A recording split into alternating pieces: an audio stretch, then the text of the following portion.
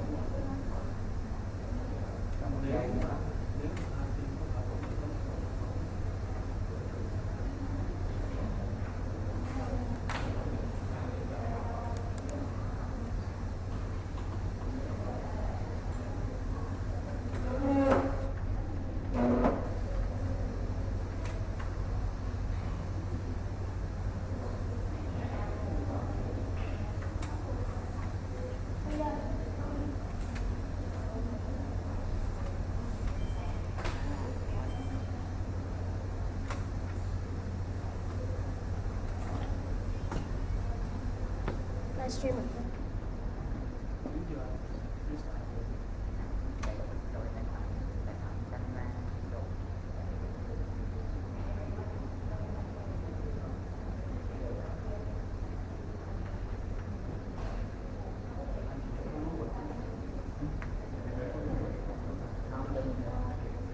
Trong chai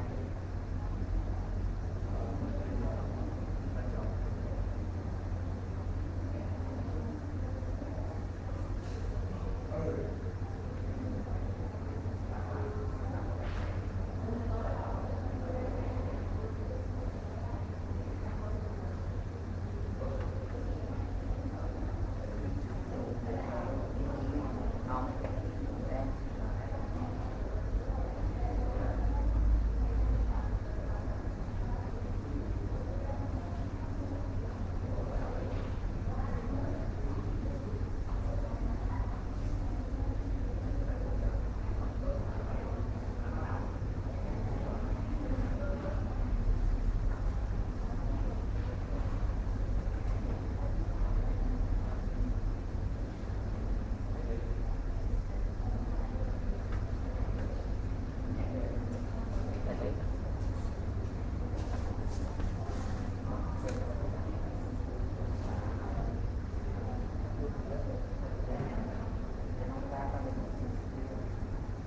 Trình cái đó không?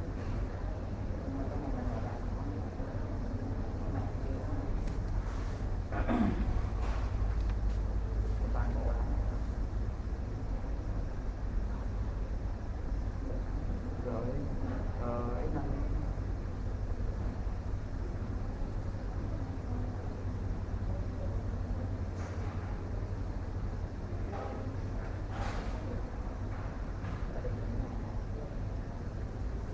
mày đã kéo qua là mình dùng cái đó để hiện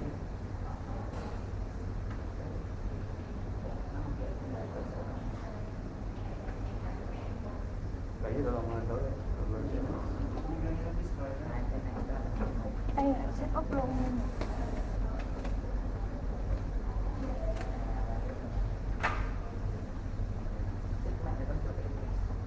Nó cần chỗ của tao rất là vui. Họ không một hồi nữa. Về đây về đào sáng để đi chụp bên trái.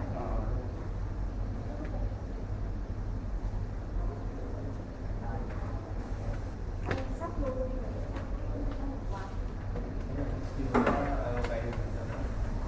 Chưa chỉnh lại khúc sau. Không phải người ta về. Không nguy hiểm thôi. Mình đang đâu mình có nhiều cái mẹ.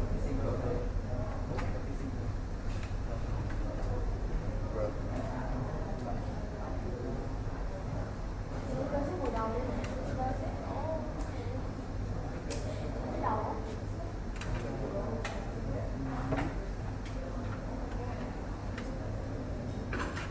Kêu kỹ thuật gọi ban giám khảo vậy chứ.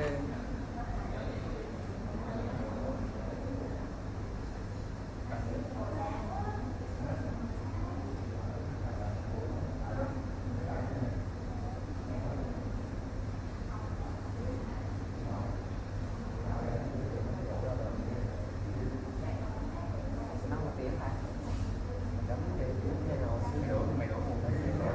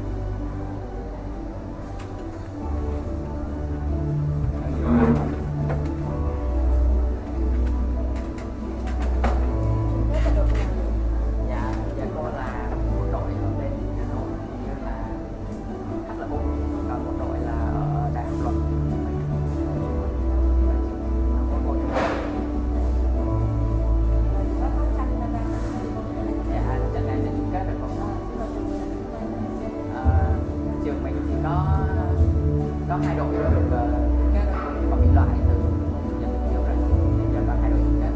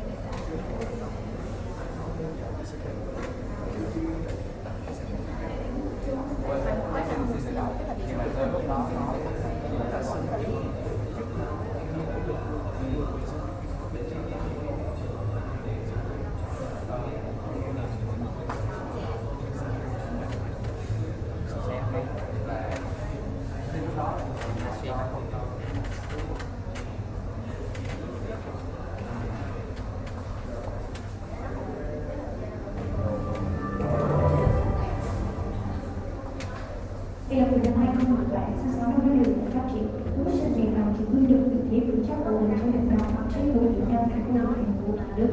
Với phương châm đã dành nhiều con người biết nhất cho học viên, cũng sẽ cùng là giáo viên để thuyết phục sự tin yêu của bạn sinh viên về một ngân hàng hoặc là kinh tế luận để học các cao đẳng sư học kỹ thuật. Trong đó, giáo viên nhiều là kinh nghiệm năng động, nhiệt huyết cũng sẽ để đào tạo ra 100 học viên đi học ở trong cộng, trong đó có hơn 50 bạn học viên đạt chức chính trong cộng.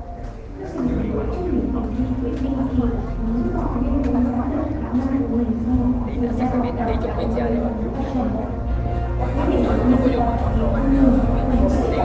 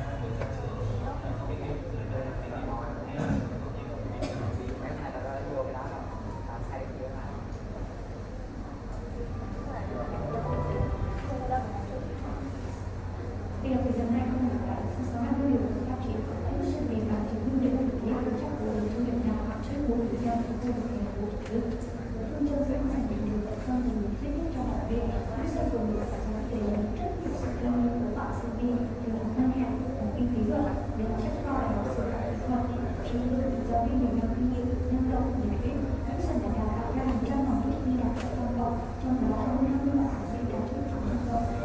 Các sản phẩm của chức nghiệp kỳ thi quyết định khi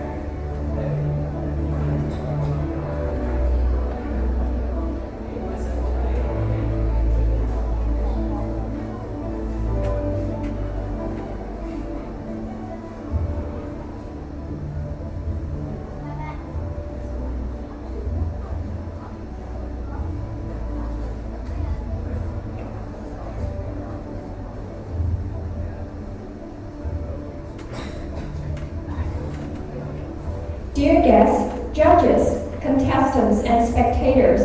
In just a few minutes, the International Commercial Arbitration Moot, ICA Moot 2025, will officially take place. We may request that all the guests, judges, contestants, and the audience quickly settle in so that the contest can officially begin.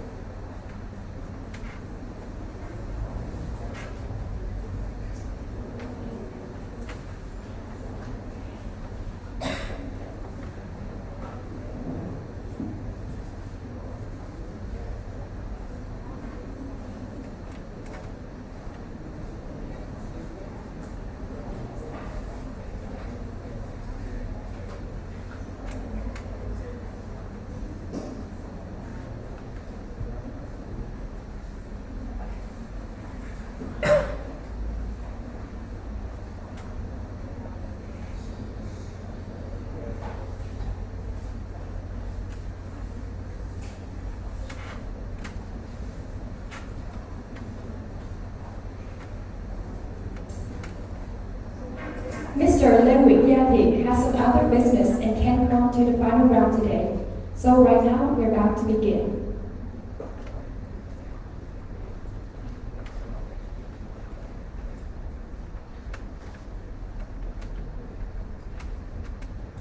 Ladies and gentlemen, and welcome you all to the final round of ICA Moot 2025. I'm DI榎and here's my partner. I'm Chung. Today, standing here as the third judging semi-final round, we, LRC, congratulate to all the teams who have given the best throughout the competitions. Besides, along with our contestants today, we would also love to spread our appreciation for the sponsor and the member of the tribunal for your dedications.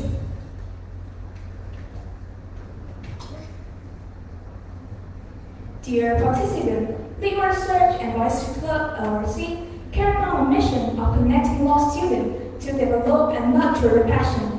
One of our biggest goals is to create a competition for students to apply their knowledge into practice and build up experience in the career path. And that's also the reason why ICA Moot 2025 was held. Before we begin today's hearing, I'd like to take a moment to thank our sponsors who have helped make ICA Moot 2025 possible. Let's extend a warm welcome as we recognize our sponsors. Academic sponsor, Vietnam Traders Arbitration Center, VTA. On behalf of VTA, please welcome Miss DI榎N, Mr. Nguyễn Hoàng Chương, and Mr. Phạm Hoàng Vũ. Academic sponsor, Lycan Law. On behalf of Lycan Law, please welcome Miss Phạm Thị Thanh Trúc.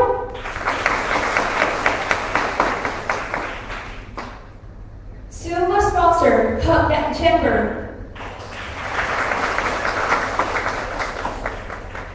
Bronze sponsor, Attorney Danny Nguyen. Bronze sponsor and academic sponsor, A-Polat Legal. Bronze sponsor, in-kind sponsor and academic sponsor, Mooding Summer School.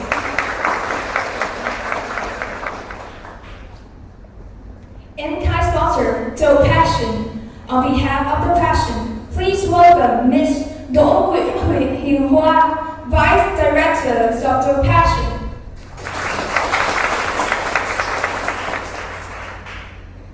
In-kind sponsor, Mr. Brown.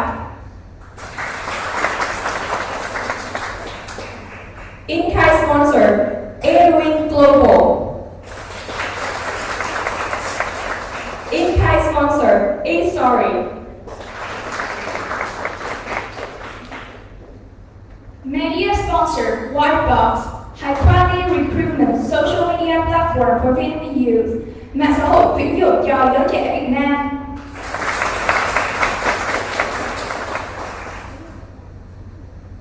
Media sponsor, Edu2Review. And finally, is media sponsor and in-kind sponsor, Homies MOS. Once again, thank you to all our sponsors for your generous support. Today, we are also honored to have the presence of Ms. Vũ Kim Hạnh Dung, the representative of the Economic Law faculty. Please extend a warm welcome.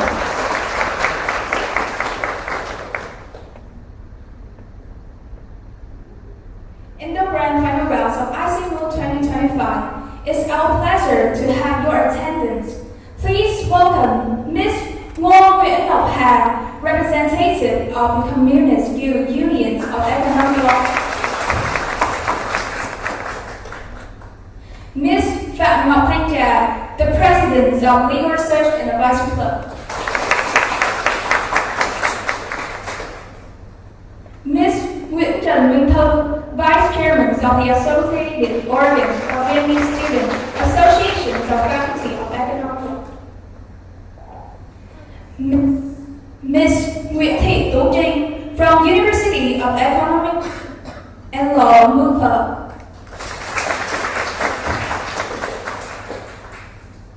And now, it is my honor to introduce the members of the tribunal whose expertise and judgment are critically essential in today's grand final hearing. Please extend a warm welcome to the distinguished members of the tribunal. Lecturer at University of Economics and Law, Mr. Nguyễn Hoàng Bảo Khương. Mr. Nguyễn Hoàng Bảo Khương will also be the presiding arbitrator of the tribunal in today's grand final hearing. Arbitrator at Vietnam Traders Arbitration Center, VTA, Mr. Chung Văn Tốt.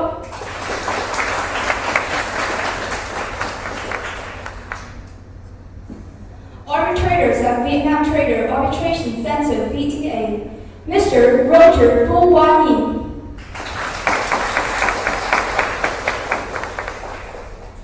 Lecturers at Universities of Economics and Law, Ms. Nguyễn Nguyên Ngọc.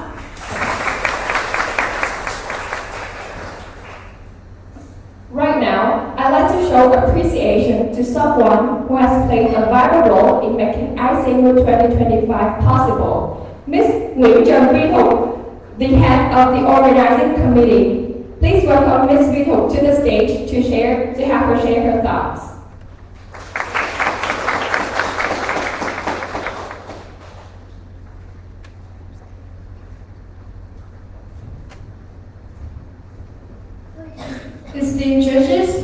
generous sponsors, distinguished delegates, and fellow law students. My name is Chung, the head of the organizing committee of ICA Moot 2025. So, first of all, I would like to extend my warmest welcome and gratitude to you all for being here at the grand final today. Please give us a warmest applause.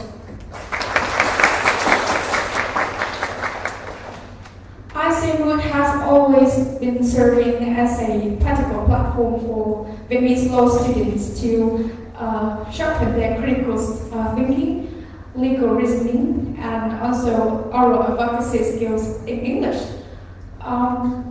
This year marks the 5th season of ICA Moot, with the participation of more than 50 teams from the law faculties across the country. Regarding the success of this competition, I would like to sincerely thank to our sponsor, legal professionals, and also the dedicated member of the organizing committee from Legal Research and Advisory Club, whose support have brought us to where we are today.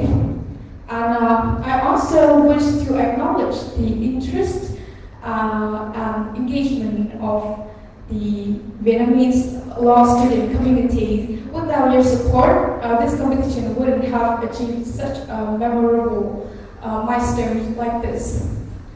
And to all the finalist team, congratulations on making it to this stage, regardless of the final results.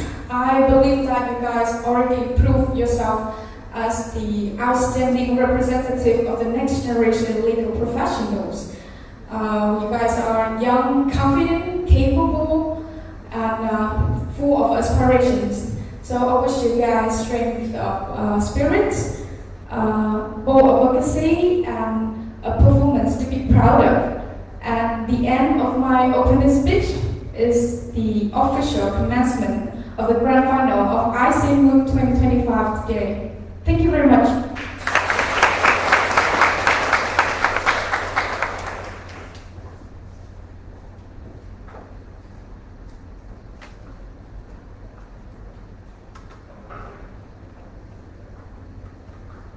Now, I would like to introduce two other important roles in today's grand final hearing. Please welcome our timekeeper, Mr. Nguyễn and Miss Nguyễn and our bailiff, Mr. Vũ Thế Phong. After the impressive performance in the semi-final round, we are proud to present two outstanding teams competing in today's grand final. Representing the claimant,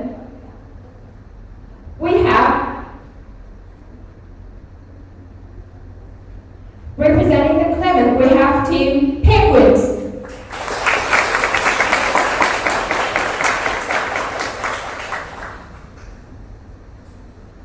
And representing the respondent, we have Team New Legs.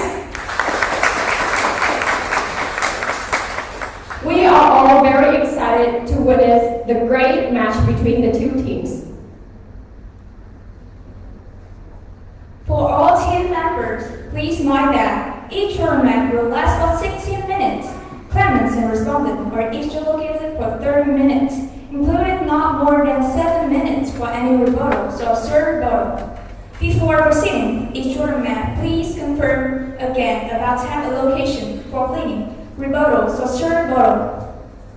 Time shall be kept by timekeeper, who will indicate to each oralist when there is first, 5 minutes left, second, 1 minute left, and third, 1 time's up. The tribunal will determine which team win the competition based on the score. Mooters, I wish you calmness and confidence. With that, I'll now hand the floor over to our bailiff, Mr. Vũ Thế Phong, so that the final oral round can commence now. Thank you.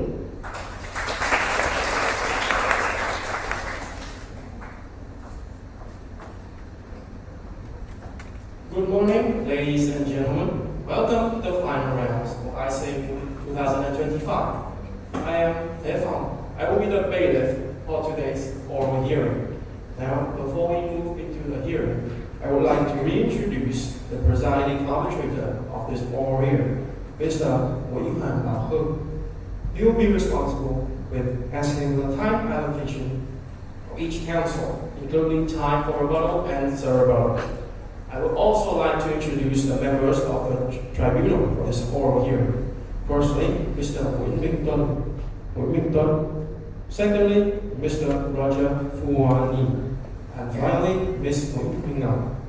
With respect to the case at hand, Autotech Innovation GmbH, hereafter referred to as claimant, against Fujitsu Technology Limited Company, hereafter referred to as respondent. Also, I would like to introduce our counsel in this hearing. Team Penguin as counsel for claimant, Team Nulex as counsel for respondent. The order of the hearing today shall follow: respondent's first speaker, claimant's first speaker, claimant's second speaker, respondent's second speaker, rebuttal and rebuttal. Unless otherwise agreed by both counsels, this will be the official hearing order. Pay attention, members of the tribunal and counsel. I will be going through the rules of the hearing once more. Claimant and respondent are each allocated 30 minutes, including not more than 5 minutes thereof each for any rebuttal or rebuttal. Before each speech, each oralist must inform the arbitrators about the time allocation for pleadings and rebuttals, rebuttals for the arbitrators. The official session will last for 60 minutes, excluding additional time extended by the presiding arbitrator. The presiding arbitrator can grant each team only a time extension of no more than 5 minutes at the request of the team's oralists before pleading. This time extension shall not be counted towards the session's total duration. Should the oralist exceed the granted extension, the team shall be penalized 1 point for each minute deducted, for each minute exceeded. Finally, to ensure transparency within a speaker's term, there will be timestamp indications in the form of a bell ring to inform the oralist of their remaining speaking time. 1 ring indicates that the oralist has 5 minutes of official speaking time left. 2 ring indicates that the oralist has 1 minute of official speaking time left. And 3 ring indicates that the oralist has no official speaking time left. With all of that, Mr. Presiding Arbitrator, is the tribunal clear of the rules of this hearing?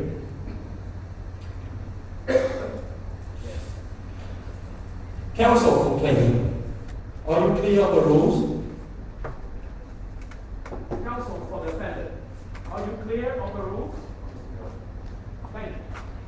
And without further ado, Mr. Presiding Arbitrator, from now on, I would like to yield the floor to the Mr. Chairman. Thank you, and I wish both teams the best of luck. Thank you, Bailiff. I would like to invite the representatives of the teams to allocate their time now. Thank you.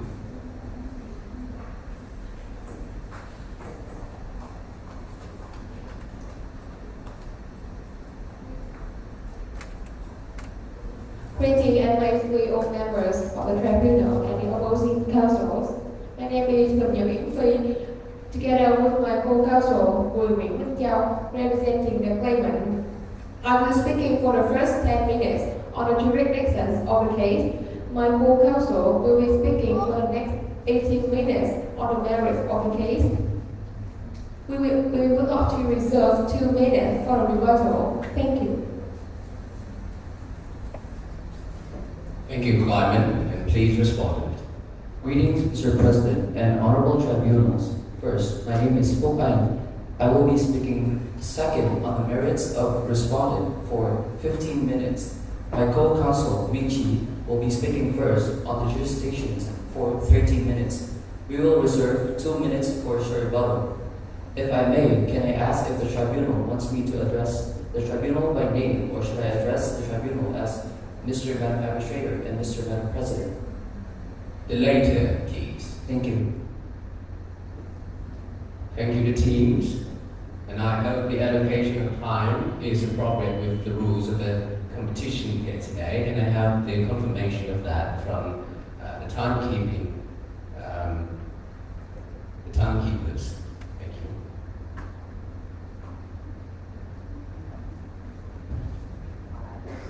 you. Is the time allocated right according to the rules? Yes, thank you, timekeepers. And moving on, as according to the rule of the competition, I would like to invite the first representative of the respondent to present their case. Thank you. Greetings, Mr. President and Honorable Members of the Tribunal. My name is Min, representing the respondent alongside with my co-counsel for this current dispute. I'll be speaking first on the jurisdiction issue for 30 minutes, and my co-counsel will present on the merit for 15 minutes. We reserve 2 remaining minutes for rebuttal. If it may please the tribunal, before I begin the submission, I would like to give you an overview of the dispute itself first, unless Mr. President has any objection to that.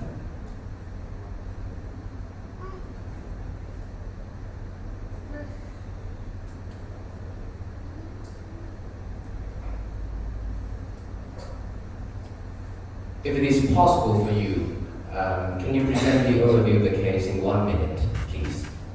So, the dispute presented in front of the member of the tribunal today is a dispute between a buyer and a seller. The respondent, as a seller, has rightfully fulfilled his obligation under the sale contract. The claimant, as the buyer, however, took the position that the respondent had breached his obligation. In light of this, the claimant has submitted the dispute to the VTA. The claimant decision to submit the dispute to the VTA may seem reasonable to the member of the tribunal, as the sale contract itself does stipulate that all dispute arising out of sale contract would be referred to the VTA. However, matter of fact is the parties cannot arbitrate at the VTA.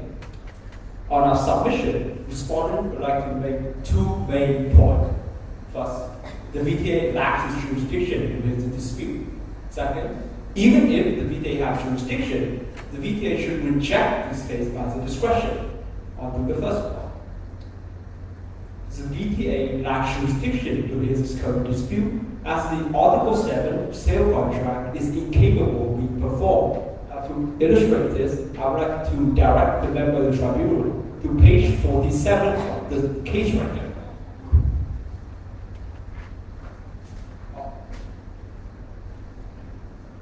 On the member of the tribunal with me is on page 47.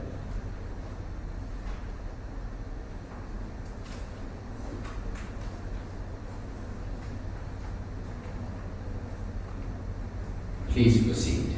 So, this is an excerpt of old platform regulation. Now, on Article 34, beginning with any dispute, controversy, or claim, it will be on 5th line of the member of tribunal with me at this currently. If so, start proceed. It states that any dispute, controversy, claim, or difference of any kind whatsoever arising out of or relating to this term of service against or relating to the old platform or from transaction facilitated to the old platform, any indefinite parties under these terms of service shall be referred to and finally resolved by arbitration in Singapore in accordance with the arbitration rule of the Singapore International Arbitration Center. Now, crucially, old platform regulation mandate that any dispute arising out of transaction facilitated through old platform to be resolved as noticed by the parties themselves in the sale contract in its preamble.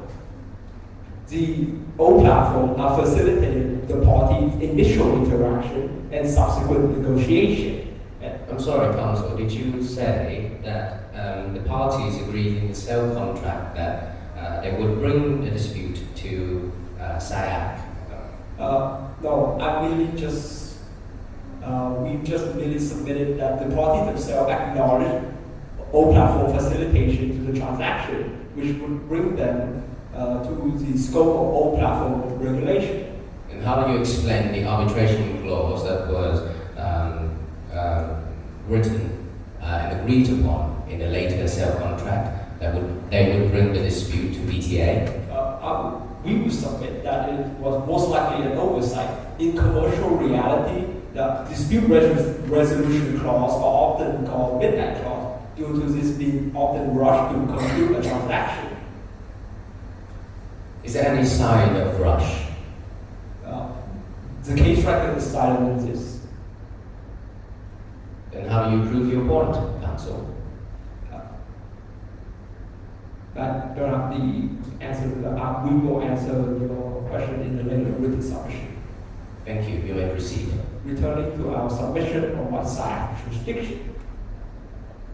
As the party has accepted all platform facilitation to acknowledge all platform facilitation to the transaction. As such, SIAC has jurisdiction to hear this dispute. Now, the sale contract, as noted by Mr. President himself, has referred dispute to arbitration at the VTA.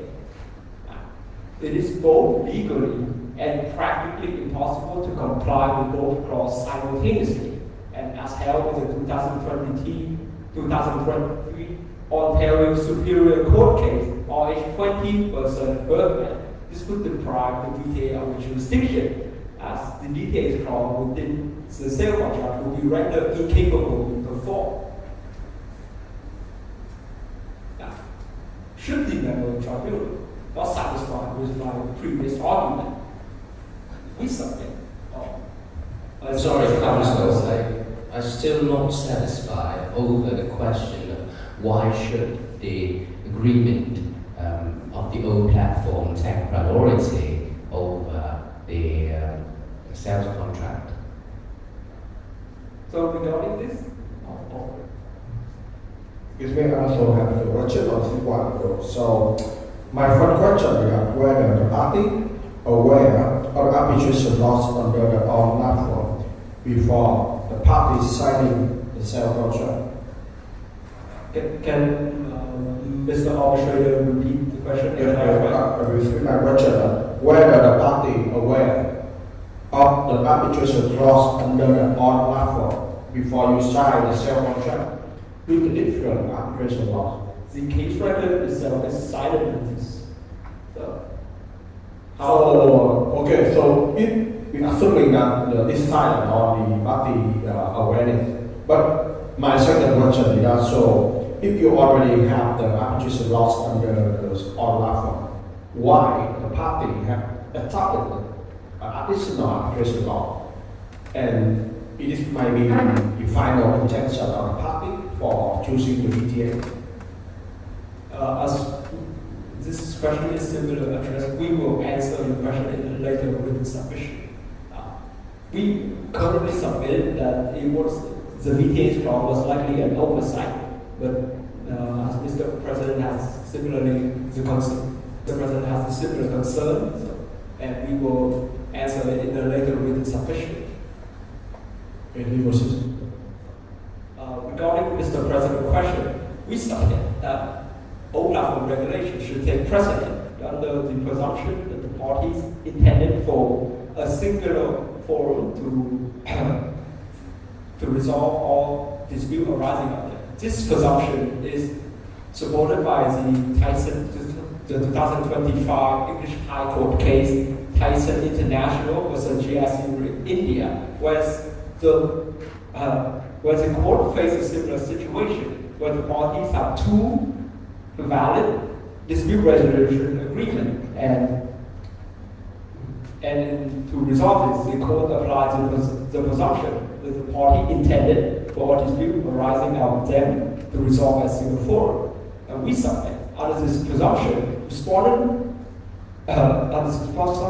the original clause within Article 34 will take precedent due to it being wider and is currently capable of applying this dispute. I'm sorry, counsel. Are you aware that you are arguing at the VTA arbitration center? Yes.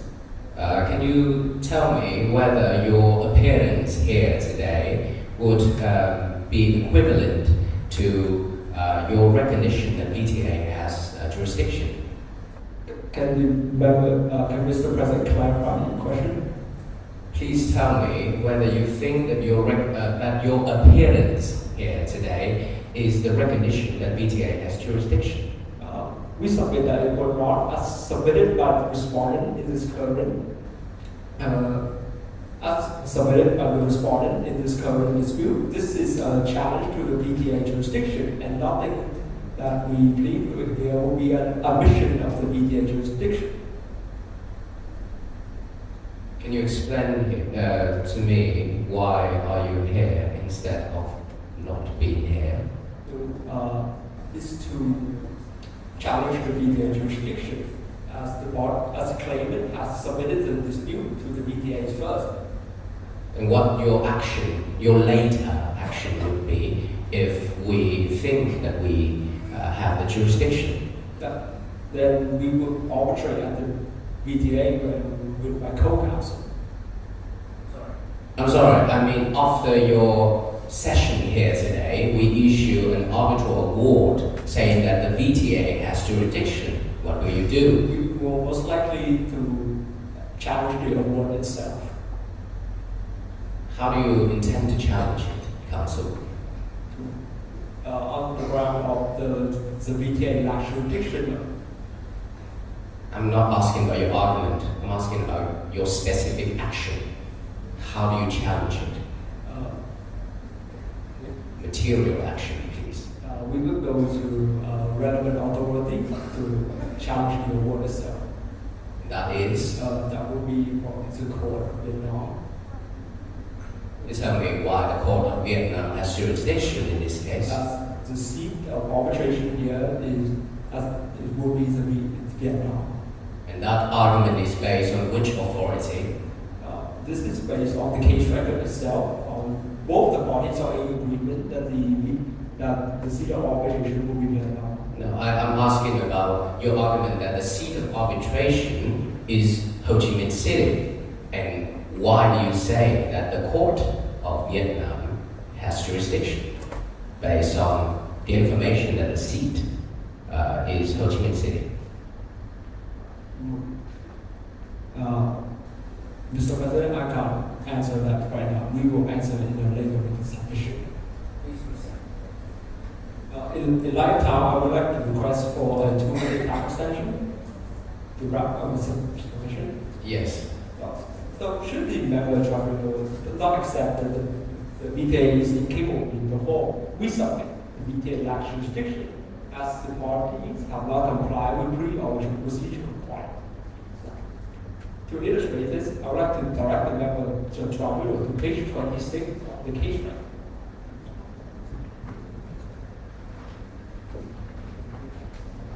This is a sale contract between parties on Article 7.2 on the first line. It says, in case of any conflict arising in or out of this contract, the two parties agree to amicably negotiate the sale. And now, it is important to observe that prior to arbitration, the parties agree to negotiate amicably, and only after the party failed to reach agreement, the arbitration of VTA will be permissible. Doesn't remember the tribunal have concern, I see. So, similar agreement have been found to be a binding precondition to arbitration. For instance, in the 2014 English High Court case, Primary Export versus Agro Trading Agency, where a town negotiation clause was found to be enforceable. Yeah, because we climate, sorry, to respond, we understand that in the statement plan, the climate have already set up. We have you have to negotiate for the sale, and the negotiation will fail. So my question is that in the statement of plan, do you have any challenge to this one in the statement plan? the respondent did not challenge this in his statement of defense. However, we submit that the respondent feels that it's unnecessary, as the respondent background was outside of jurisdiction instead of the VTA. We further submit the statement of defense does not necessarily have to contain every single legal argument we got. Does it feel that your position is changed today? You change the position from the segment of defense. That means you have not challenged to the negotiation attempt in the past, but now you challenging the negotiation. We will also submit that even if negotiation happened, it will not necessarily comply with this precondition. As shown in the 2012 case, Singapore Court of Appeal case, HSBC vs. Toshi, the applicable negotiation ought to be understood as an obligation to try as far as reasonably possible to reach agreement via negotiation. As a mere attempt at negotiation will not satisfy this precondition. In light of time, I would like to request for additional 1 minute submission as time extension. Okay, so I also have one final question for you. That you also refer to the decision from the English High Court. So, what is relevant in this arbitration? Considering that if the scene of arbitration today in Vietnam that you already have mentioned. So within the national provision of Vietnam, at least in this case right here, there is a provision that the tribunal should have regard for its international origin as an for promote uniformity in its application. And as such, we submit that the tribunal should have consideration for international case law. Does this answer the question? Or why in this High Court decision in the international case law? It is to establish that this negotiation clause is enforceable. As there are certain case law that have a negotiation clause mere negotiation clause would not be enforceable. However, a timed negotiation clause like this current dispute would be. But my concern is that the decision from the court of any country, it should be like dogmatic case law rather than international like the CISG or something like that. Can the member tribunal clarify that again? I did not hear that. Sorry, it means that the English High Court in our view, it should be considered a dogmatic case law, not the international case law dealing with the international issue. So to slight correction, it would be that the member tribunal shall have regard to practice from around the world, which include. Yes, thank you, Council. I would like to invite the first representative of the claimant to present their case. Greeting the tribunal and the opposing counsel. My name is Những, I will be speaking on the jurisdiction for the first 10 minutes. With respect to the jurisdiction, the claimant submits that the BTA retained its jurisdiction to this dispute. The respondent's objection to BTA jurisdictions pursuant to the terms of overflow service are fundamentally flawed. We will address two main points. First, the dispute is within the scope of a sales contract, and second, the dispute is beyond the term service of the old platform. Regarding the first point, we submit that the dispute is for within the scope of a sales contract. May I please direct the tribunal to page 26 of the case record. Pursuant to Articles number 2, both parties agree to resolve any and all contractual disputes by arbitration at the BTA. The both parties solve the current disputes in relation to the delivery and conformity of goods, which arise from the contractual obligation in accordance with this sales contract. Therefore, both parties shall resolve this dispute at the BTA. In addition, There are several attempts between parties to negotiate about this dispute before. The respondent claimed that we did not have amicable negotiation. Therefore, this cannot activate the arbitration. The claimants object to this. First, may I please direct the tribunal to page 37 and 38 of the case record. The claimant sent an email to the respondents on July 19th, and then the respondent rejected our requests on July 23rd. Even when there is the silence from the claimant, this does not affect the dispute settlement. Pursuant to Article 742, both parties did not agree to the governing law of the arbitration agreement, and the cease of arbitration is in Ho Chi Minh, Vietnam. Even when the cease of arbitration is not so clear concept in Vietnam, both parties agree to resolve this dispute at a Vietnamese center. Therefore, the governing law for this arbitration is the Vietnamese law. And Excuse me, private, so you refer to 38 and 37 email? Yes, this. So in this email, we understand that it only refers to your complete offer, the non-conforming rules, and request for repayment. It's not talk about or negotiate about the arbitration law. Yes, I want to move so the tribunal that both parties has several attempts, and after that, even then when there is a silence from both parties about the arbitration, the arbitration clause, the arbitral clause can still activate and BJ still has its jurisdiction.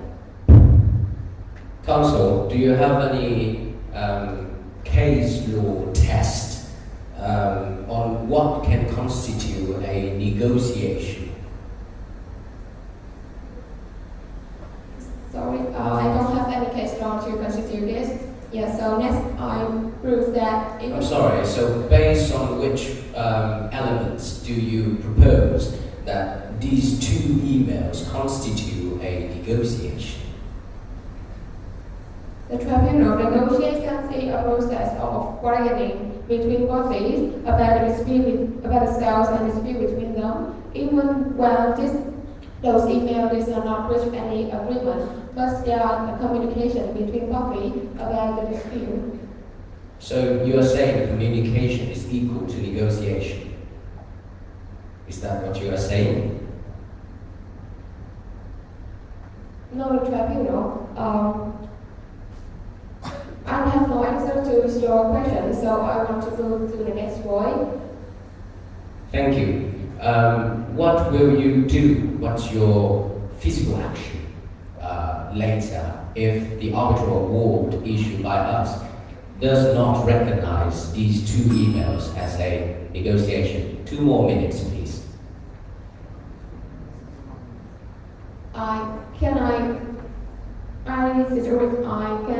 I move to the next point because I have more time.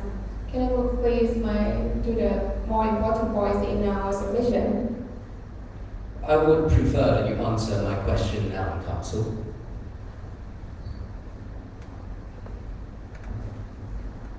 Can you make it clear for me again? Sorry.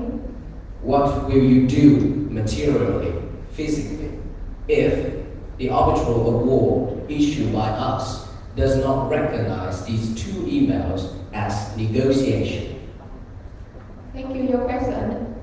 If the tribunal not recognize it a negotiation, in Vietnam, the skipping pre-arbitral conditions does not determine the dispute settlement. As we mentioned, the governing law is the Vietnamese law for the arbitration agreement, and according to Article 5 of the law on commercial arbitration, it's not required pre-arbitral conditions to settle a dispute, not just only require days and agreement, arbitration agreement. Thank you. With this point, let's move to another important submissions. Regarding the second point of our submissions, the dispute is beyond the overall terms. First, The old platform is a B2B e-commerce platform operated by Vietnamese company. Therefore, its activities is governed by Vietnamese law.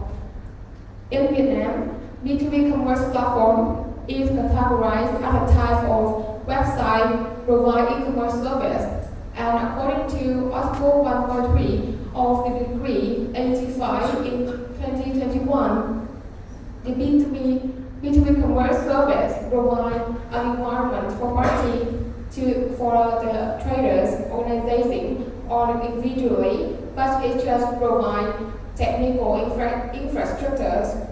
And then, as confirmed by procedural order number 2, there is no connection between the old platform and the sales contract.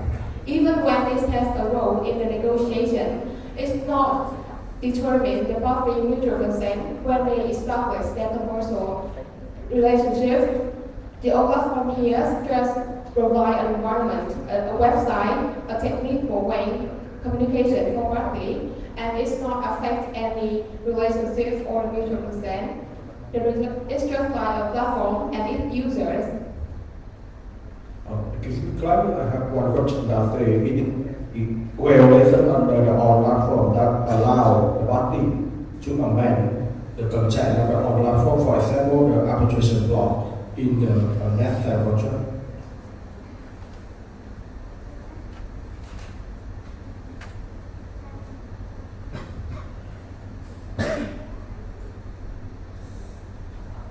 Thank you, your question. We submit that we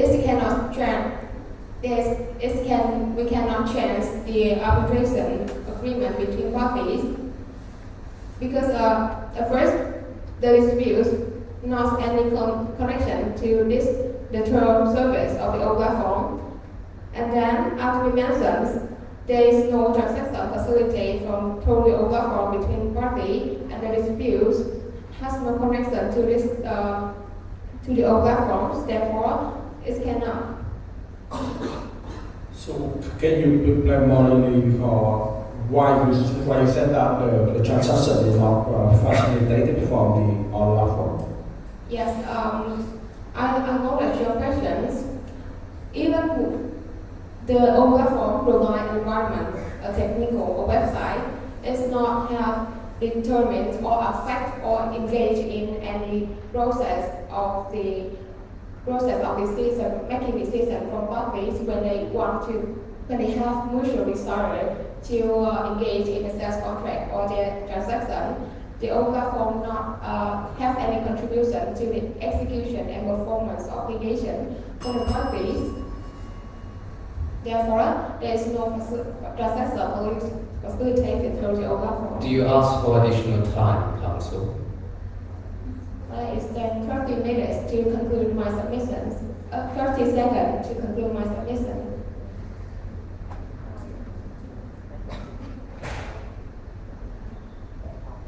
Okay, 30 seconds. Thank you, Tribunal. In light of those, we submit that the BJ will defend all its authority to hear this dispute, and the respondents assertions that the BTA lack jurisdiction pursuant to the term service of the old platform are baseless. Therefore, we respectfully that the BTA have full jurisdiction over the dispute. Unless any further questions, I hereby conclude my submission. Thank you, Council. I would like to invite the second representative of the respondent to present their case. Thank you. Oh, I'm sorry. It's my mistake. The second representative of the client, please. Greetings, members of the tribunal and opposing counsel. My name is Chung, also representing the client in this proceeding. In the next 80 minutes, I will be presenting the substantive issues regarding the merits of this case. Tribunal, the respondent invokes an earthquake as a force majeure event in order as an excuse for their late delivery and in an attempt to avoid its responsibility, and try to shift the blame onto the client for a letter of credit issuance. And not only did the respondent deliver the goods late, they also in their second shipment deliver goods that did not conform with the agreed specifications and regulations. In this submission, the claimant submit two main issues. First, the respondent has breached the contract for late delivery of goods, and second, the respondent has breached the contract for delivering non-conforming goods. Regarding the first issue, we submit two main points. First, the respondent cannot invoke the letter of credit issuance as an excuse for the late delivery. And second, the respondent cannot invoke the earthquake as the force majeure event clause. First, the respondent cannot rely on the delayed issuance of the letter of credit as an excuse for the late delivery. The respondent has failed to deliver the goods on the agreed date. So both parties have agreed that the date for the second shipment is supposed to be on April 4th. However, the respondent disregards of these contractual obligations and only deliver the goods on April 26th. This delay constitutes a breach of Article 33.8 under CIST, which regards the seller obligation to deliver the goods on the date that has been inferred from the contract. So therefore, the respondent has failed to deliver the goods on the agreed date. And the second point is that there is no causal link between the issuance of the letter of credit and the late delivery of the respondent. Under Article 2.2b of the sales contract, may I direct the tribunal to exhibit CO3 of the case records on page 23. This article is regarding the payment method via letter of credit. This states that the letter of credit must be issued no later than 15 business days after the signing date of this contract, which is March the 8th, and the receipt of certificate of warranty. This certificate of warranty was received by the claimant on March 29, which means that the last date for the letter of credit to be issued must be April 19. The claimant, upon receiving the certificate of warranty, immediately requests for the opening of the letter of credit on the issuing bank, which is the Bank AG, on the same day, demonstrating its commitment to contractual obligations and to issue the letter of credit as soon as possible in order for the respondent to proceed with the second shipment as soon as possible. Therefore, the claimant submits that we have fulfilled our letter of credit issuance on time, which is still within 15 business days. And under Article 3.2 of the sales contract, may I direct the tribunal to page 24 of the case record, is still in Exhibit CO3. So, under this article, the shipment must be made based on receipt of full payment under Article 2.2 of the sales contract. So, pursuant to Article 2.2 of the sales contract, the payment made by the letter of credit is payable at sight, which means that the issuing bank is irrevocably bound to honor as of the time the letter of credit is issued, which means that the letter of credit is binding upon issuance, and the claimant's payment obligation is discharged by the time that the letter of credit is officially issued on April the 5th, and not from the time that the respondent physically received the original letter of credit on April 15th. And moving on to our second point. I'm sorry, counsel, how do you explain the problem of force majeure here regarding the earthquake? Yes, thank you for your question. Moving to our second point is that the respondent cannot invoke the force majeure event under the earthquake. So under Article 79.1 CIST, which relieves a party of liability for a failure to perform any of its obligations due to impediments if, first, the impediment is beyond control. Second, at the time the contract is concluded, both the affected party could not reasonably be expected to have taken into account, and third, the party could not have reasonably avoided or overcome the impediment or to its consequence. And the claimant submits that all three requirements is the burden of proof of the respondents if they were to benefit from the force majeure event clause. And in the email that the respondent has sent to the claimant noticing of the earthquake, may I direct the tribunal to exhibit R03 on page 46 of the case record. So in this email of notifications, the respondent only informed that there is an earthquake that occurred with the factory operations without any proof proving that this impediment was beyond control, that they cannot be foreseeable, they are unforeseeable, or any measures have been taken. Thank you, counsel. Can you tell me whether this this obligation to prove an event as a force majeure event is recognized by any source of law or case law? Thank you for your question. The claimants submit that even though we currently do not have any case law to support this, however, we submit that under Article 79.4 of the CISG submit that the affected party have an obligation to notify to the claimant if they were to benefit from the force majeure. Counsel, so you are saying informing is equal to proving, is that correct? No, the claimant did not submit that informing is equal to proving. However, in the information that in the notifications, it is applied that the respondent must prove that all the requirements of the under Article 79.1 is satisfied in order to benefit from the force majeure event clause.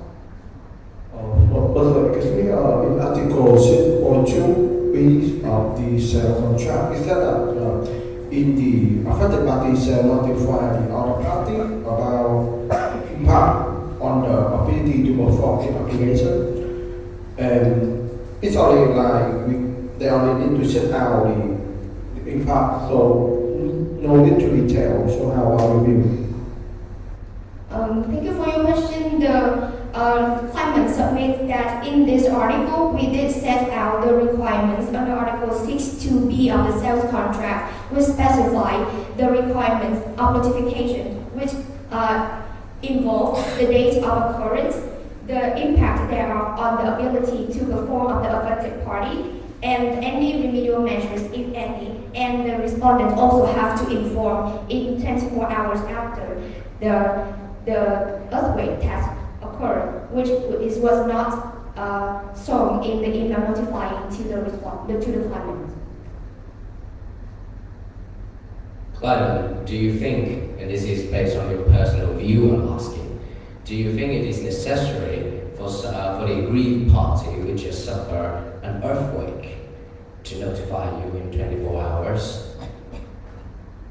The claimant submits that within the 24 hours is the time limit that both parties have set out in the sales contract, which means they have assumed the risk of the earthquake that could possibly be occur, and which means that when both parties have agreed with the 24 hours, which means... I'm sorry, are you saying that they foresaw the earthquake? We submit that under Article 6.1 of the force majeure event clause under the sales contract on page 25, both parties have listed the events which can be considered as force majeure events, and the earthquake is listed as one of those conditions, which means that by the time they conclude the contract, they must have taken earthquake into account. Thank you, counsel. You may proceed. I'm sorry. Well, I have one question. Because you state out the Article 6.1 that the parties agree that earthquake is one of the force majeure. So, in your opinions, whether this Article 6.1 will make the parties don't have to prove anything to prove the force majeure, or will the Article 79 of the CISG will prevail? Yes, the claimants acknowledge that both parties have set out the earthquake as a force majeure event clause. However, although we agree that this event could be beyond the impediment under the Article 79.1 of CISG, however, in order for the affected party to benefit from this force majeure clause, they still need to fulfill the obligations of notifications, which the tribunal complies under Article 6.2c of the sales contract. If they fail to notify, then they could not benefit from this clause. Counsel, I believe we are asking about their obligation to prove rather than to notify. Yes, the claimants acknowledge that even though that both parties have set out as earthquake as a force majeure event clause, however, under Article 79.1, they need to take. There is one third requirement that they need to take reasonable efforts, and these efforts must show that they have good faith in contracting with the sales contract, and the reasonable efforts is also underscored under Article 6.3 of the sales contract on page 26 of the case records, and this reasonable efforts is also one of the elements under Article 79.1 in order to benefit from the force majeure event clause. Therefore, the claimant still submits that the burden of proof is based on the respondent.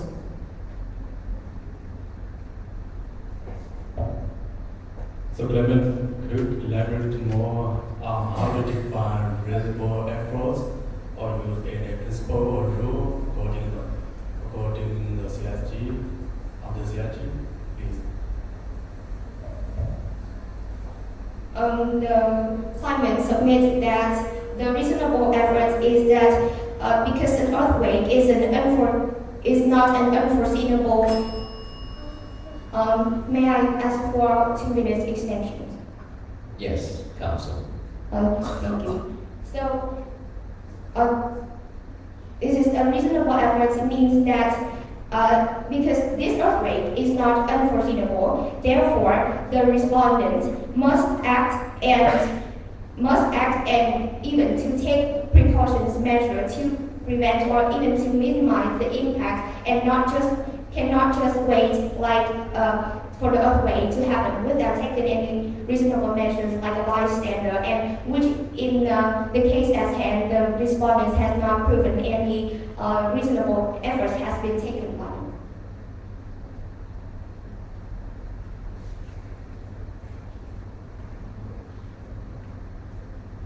Then can I ask, how do you define the reasonable actions in this case, in this aspect?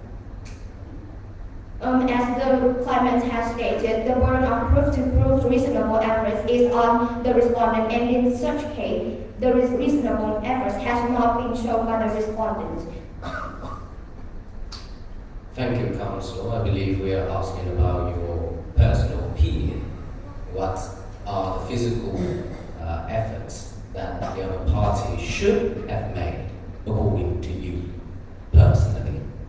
The claimant submits that as an earthquake is not an unforeseeable event in such case, and therefore the respondent should have taken precautions measures in order for the factory operations to operate and to minimize the impact as much as possible, because this is the second shipment, and the date from the first shipment to the second. Counsel, I'm asking, what are the specific efforts should they make?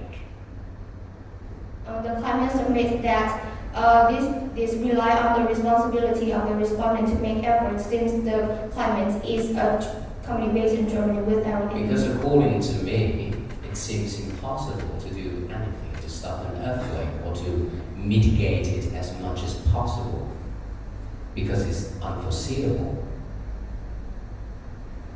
The claimant submits that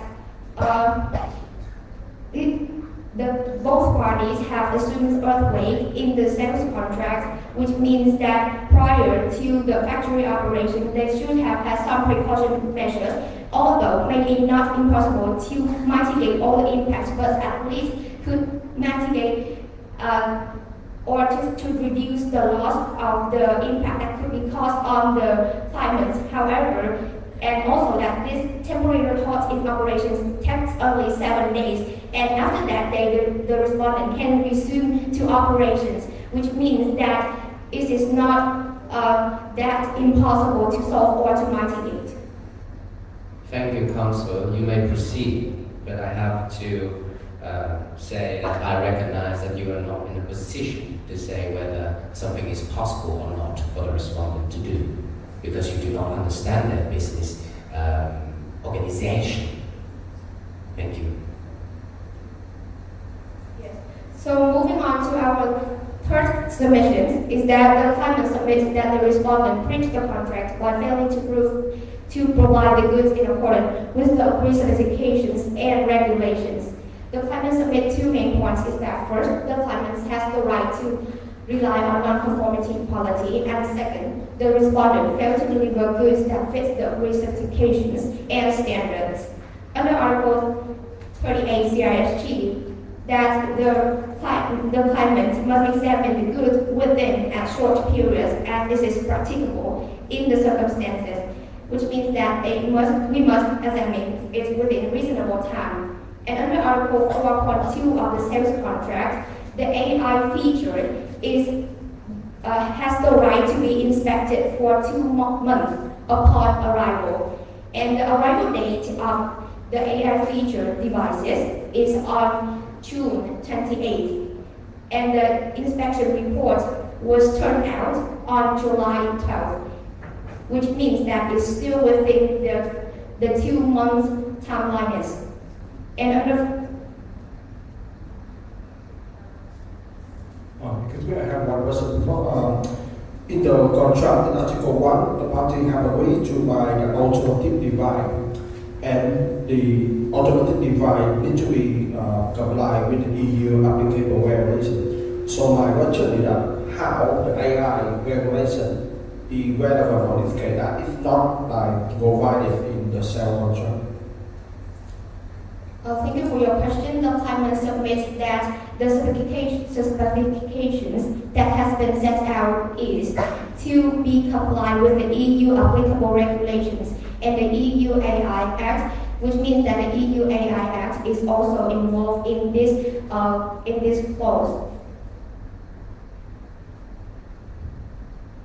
Sorry, if the AI is not like listed in the sale contract. In the sale contract, you only said about the automotive device, and so in your understanding that EU regulation can apply like umbrellas cloth that cover all of the issue, or only relating to the automotive device?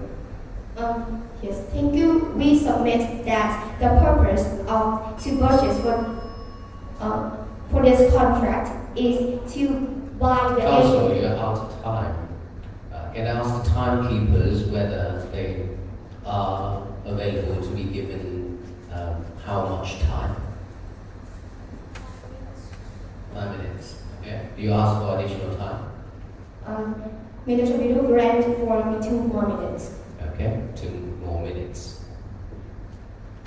Regarding the question from the arbitrator, the claimant submits that the purpose to purchase the goods is the AI integrated automotive device, which means that the AI integrated is the material fact, is one of the important reason why the claimant decide to purchase for this device. Excuse me, what in the sale contract refer to AI?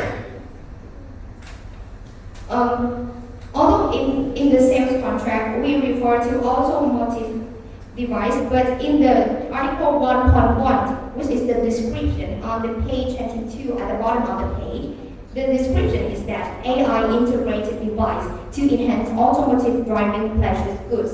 and this is the detailed description that these automatic devices incorporate the AI integrated feature.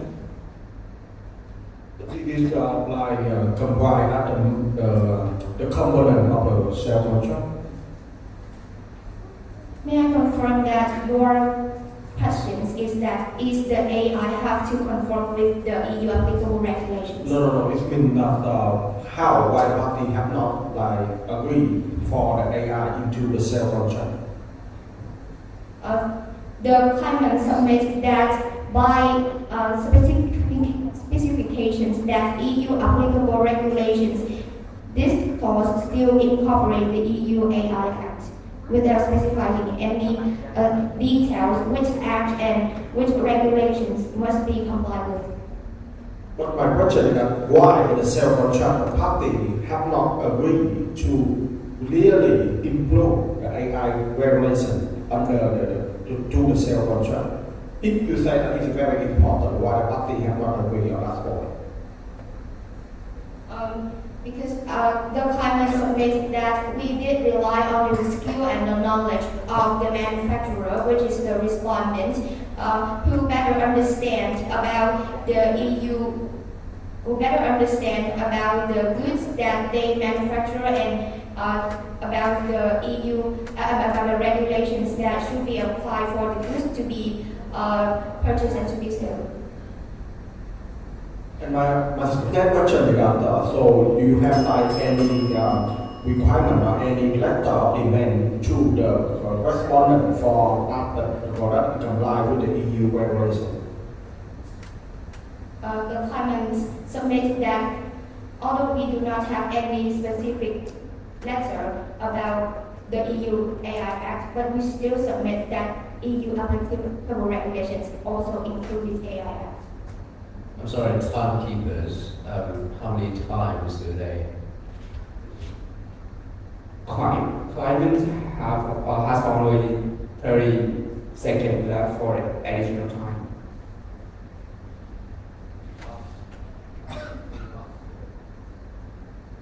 Do you ask for 30 more seconds, counsel? Yes. Okay. So moving to our confirmation regarding the non-conforming goods, we submit that these goods did not conform with the under Article 25.2b of the sales contract, that is, did not fit for a particular purpose which the claimant has held out to the respondent, which is the EU AI applicable regulations, and the claimant did rely on the seller's skills and knowledge, and as the respondent is the sole manufacturer of this, so it is reasonable for the claimant to place the trust on the superior knowledge of the sellers to be able to evaluate the goods. Thank you, counsel. I would like to invite the second representative of the respondent to present their case. Thank you. Greetings, Mr. President and Honorable Tribunals. My name is QUAN, and I will proceed with my co-counsel Minh to present the merits on behalf of respondent, Fujiso Technology Limited Company. Before I begin, may I ask if the tribunal wants me to re-illustrate the background of the dispute, or should I go directly to my main submissions? Thank you. Please go directly. Thank you. For our main submissions, respondent would like to make the following two main submissions. First, respondent did not deliver the goods late. And second, respondent did not breach a contract as the goods delivered are conforming. Moving on to our first submissions regarding late delivery, respondent would like to clarify its view that it had not breached a contract for late delivery by making the following three main points. First, it did not deliver the goods late pursuant to the agreement. Second, claimant made both its payments late. And finally, even if somehow the tribunal deemed the delivery as late, the respondent is still given the exemption of liability. And if I may, before I begin, can I ask if the tribunal has a certain order that they want me to make my points in, or should I proceed with my original pleadings? Please proceed. Thank you. Moving on to our first point.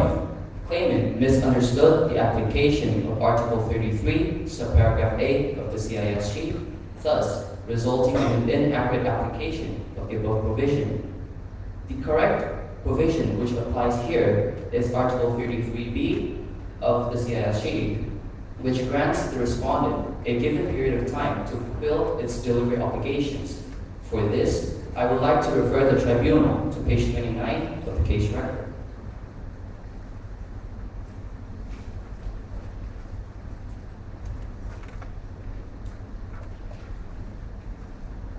If the counsel is here with me, page 29 is the irrevocable letter of credit. On the lower half, below section number 4 on shipment details, it has been clearly agreed by the parties that shipments shall be made within 60 days from the date of full payment receipt, which is a clear intention of the parties that Article 33B applies in this case.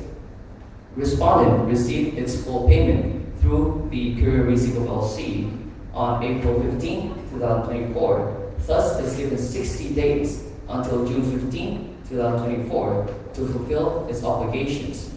Respondent delivered the goods on April 26, 2024. Therefore, it is clear that it did not deliver the goods late.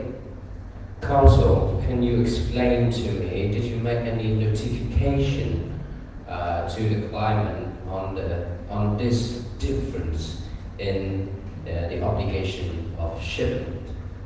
To answer your questions, because respondent submits that Article 33B of the CISG apply, it is commonly mutually agreed between the parties that there is a given period of time instead of a specific fixed date, which claimant asserts is on April 15, 2024. And as there is a given period of time, respondent is given the privilege to choose between any appropriate time within that given period to fulfill its delivery obligations. Counsel, so you're saying it is your right not to inform them in accordance with CISG? Yes. Okay, thank you. Thank you. If I may, I would like to move on to my second point regarding late delivery. Even if somehow Article 33, subparagraph A, applies towards sales contract, claimant still made both its payments late by 3 and 7 business days, respectively. Claimant made no arguments regarding its first late payment of 3 days. However, it asserted that it did not issue the LC late. For this, I would like to point out that claimant has misinterpreted the payment article of payment clause of the sales contract. The issuance of the LC should be issued no later than 15 business days and on the day of the receipt of certificate of warranty, which is on March 29th, 2024. However, not until a week later, on April 5th, 2024, that claimant issued the LC. Therefore, it issued the LC late. And in such cases where payments are late, under Section 2.4 of the sales contract. I'm sorry, Counsel, can you be clearer on this regarding the dates? Here it is stated that the LC should be issued no later than 15 business days from the conclusion of the contract, which is on March 29th, 2024, and also on the date of the receipt of the certificate of warranty, which is also on March 29th, 2024. And therefore, that should be the date that the LC is issued. According to the case record, the claimant issued an LC to the respondent on the 29th of March. It did not. It issued the LC on April 5th, 2024. Therefore, respondent submits that claimant had issued the LC late by 7 business days. How do you explain whether the hacking of their bag was not a force majeure event? For this, I would like to apply the case law Raw Materials Inc. In this case law, the court applied a 3-stage test in order for an event to be considered an impediment.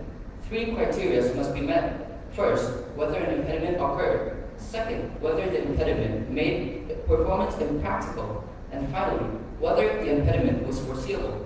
We make no arguments regarding the first and final criteria. However, we make that the impediment did not make the performance impractical. And to support this view, I would like to refer to the case law, Suez Canal cases.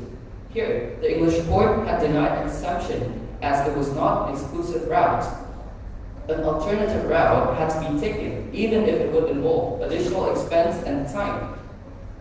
There was no fact regarding the case record that claimant could not issue the LT through an alternative bank, even though it involved additional expense and time. Therefore, the banking incident is by any means not regarded as an impediment. Counsel, the lacking of information regarding the bank of the claimant does not prove that they are able to transfer money through another bank. The lacking of information does not prove what you are saying. I believe that this is a liability of the claimant, that they should notify us of the impediment, as both the contract and the CISG has stipulated that if they want to enforce a force majeure under Article 6 or an impediment under Article 79 of the CISG, it is required that they make certain communications to us. However, there were no communications in between regarding the banking incident, and respondent only realized of such impediment through a newspaper. Therefore, it could not be given the exemption of liability for banking incident. Thank you, counsel. Thank you. I would like to also point out Article 80. Yes, counsel. I would like to ask, I'd like to clarify a little bit, that is like the late delivery of your first delivery affect the late delivery of the certificates of warranty? We submit that we did not deliver the goods late, and even if so, it did not affect the late issuance of the certificate of warranty, because we did that accordingly with the timestamps required by the agreements in between. Thank you. Before I continue with my submissions, may I ask for a time extension of 2 minutes? Yes, counsel. Thank you. I would also like to point out that Article 80 of the CISG applies towards respondent in this case, as claimant made both its payments late. Therefore, claimant loses any right to rely on respondent's failure to perform, even though, and the fact that the banking incident is a force majeure or not is by any means not irrelevant. It's not relevant for the application of Article 80 of the CISG. Therefore, even if it is given the force majeure for banking incident, we could still apply Article 80 in this case to excuse us for the late delivery in such cases. Moving on to our final points regarding late delivery, respondent suffered from an earthquake, which is de facto listed under Section 6 of the sales contract as a force majeure. Respondent followed all contractual contingency protocols such as communication, listing out all the requirements stated in the contract, therefore should be given the exemption of liability accordingly. Counsel, I recognize your argument, but do you violate the principle of goodwill if you don't prove to them or tell them clearly what damages you suffer? Yes. For the questions regarding good faith, I would like we acknowledge the fact that respondent carries the burden of proof to apply the force majeure. Here, I would like to also refer to the case law of raw materials Inc., which applied the 3-stage test that we applied for claimant for our own case. When applying the raw materials Inc. case, we satisfy all the requirements as listed in the 3-stage test, and respondent cannot claim that as respondent is located in Japan, that it could not be applied, the force majeure does not apply, as in the raw materials Inc. The respondent also suffered from an impediment, and the claimant also asserted that because claimant comes from a country where it is common with that kind of impediment, it should not be applied.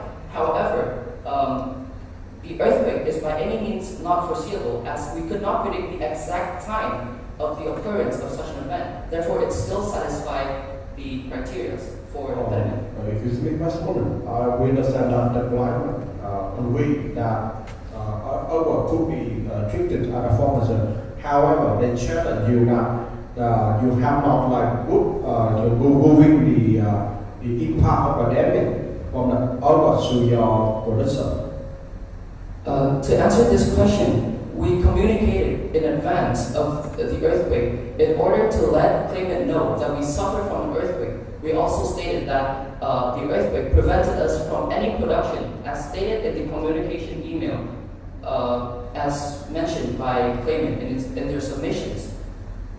However, it is hard for us in such a small time that we are able to account of the actual damage that occurred towards respondent. Therefore, we did our best in order to communicate all the remaining requirements for respondent. Do you ask for additional time? I did ask for, I would ask for another extension of 1 minute. Do you think the arbitrator respondent has no more additional time for it? Thank you. In light of time, I would like to proceed with our final submissions regarding conformity. Respondent holds a mutual position with claimant that the main issue in contention is the applicability of the ICA Act and also the implications set forth by the sample model. For this, respondent would like to submit the following 3 main points.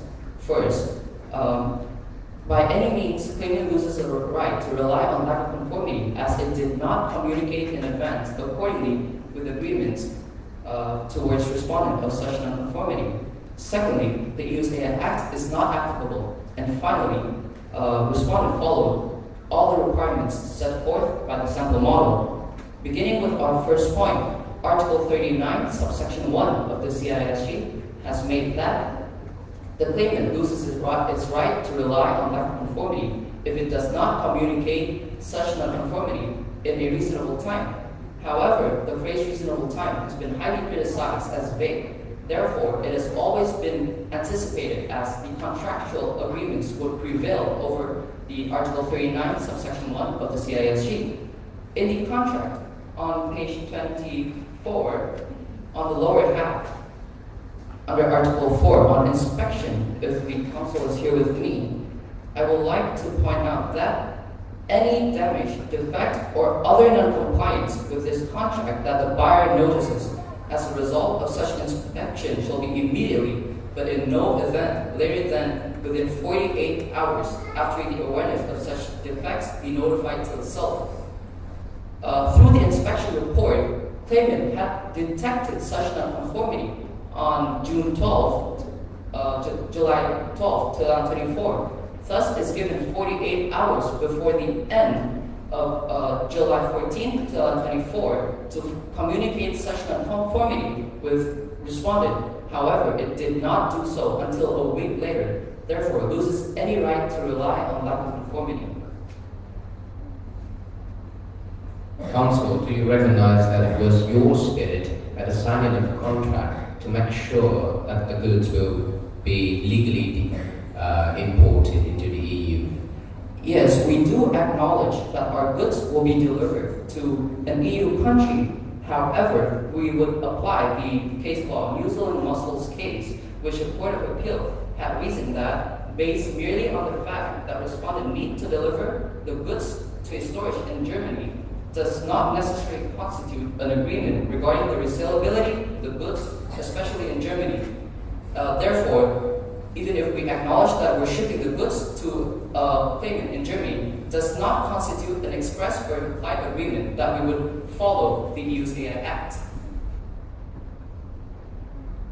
If that is your intended spirit at the start, then why did you not specify Article 1.3 of the sales contract?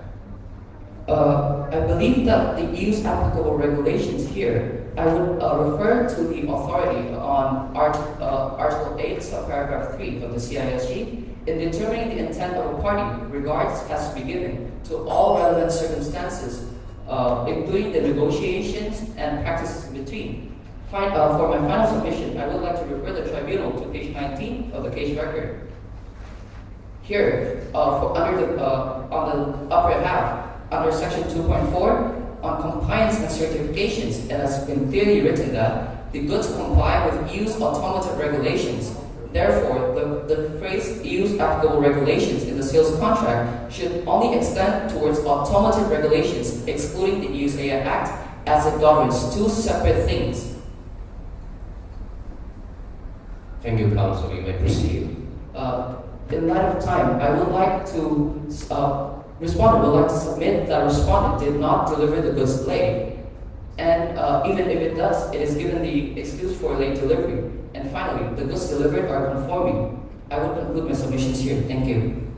So sorry, I have final question that you refer to activity 01 regarding the AI Act.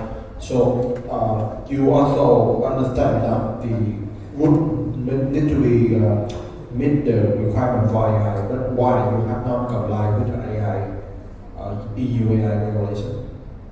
Could you rephrase the question, please? Okay, I refer to activity 01 that you have understand that the AI is one requirement under the sales contract, but why have you not comply with the AI EU AI regulation? Respondent submits that according to the quotation Exhibit C01, as the Council has addressed, it has written that it complies with EU's automotive regulations, and the definition for automotive and AI is by any means different and cannot be used inseparably. Therefore, the EU's applicable regulations. Could you please tell us or elaborate that how's in the come 2020 CRF? Sorry, arbitrators and counsel, the time for the official time has ended, and the additional time has also been allocated. Please, thank you. So could you please tell us the allocation of the responsibility of the CRF? Who is responsible for the export or import documents? Okay. I acknowledge the fact that we acknowledge the fact that the CIF term is stipulated between the parties as a trade negotiation that applies with the sales contract, as mentioned in the to abide by the new AI. This new AI Act was not in effect at the time of the signing of the contract.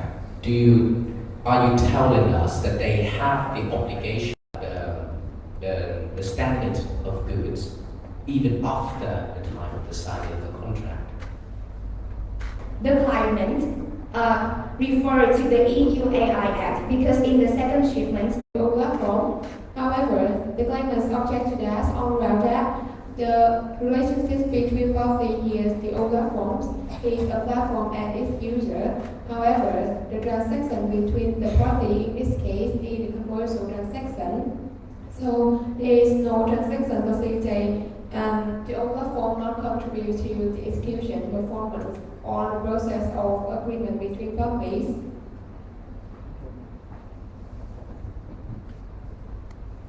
So the claimant's rebuttal. I'm sorry, counsel. I have to cut you there. Claimant, are you done with your rebuttal? Yes, I'm done with my rebuttal. Thank you. Yes, you may proceed. Claimant rebuttal that the transaction was not the old platform itself had zero connection with the sale contract. We submit that the fact old platform have zero connection with the sale contract itself is irrelevant as to the applicability of old platform regulation. Both parties have agreed to old platform term, and they themselves acknowledge old platform.